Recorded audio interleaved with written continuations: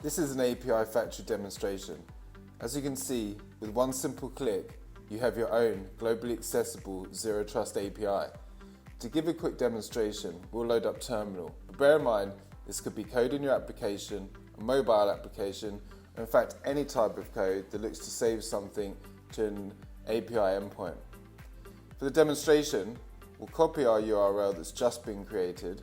As you can see, it's HTTPS, which means it's fully secured. We're now going to change the parameters at the end of the URL. This is to demonstrate that it's a completely dynamic API and that you can generate thousands, in fact infinite numbers of API endpoints to store different types of data, which is perfect for application. For the sake of the demonstration, we'll load that URL in the browser, and as you can see, no data is returned. We'll quickly send this request, and as you can see, we have a result that's returned from the server. When we reload the browser, we can see that the data has been saved to our endpoint.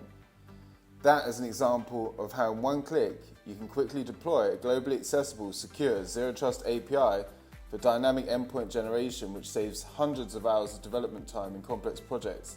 As you can see, we also have a completely valid SSL certificate, meaning it's secure. No more CORS issues, no more domain forwarding and exposing your network to attackers, and much more simplified development where you can go from zero to development hero with API Factory.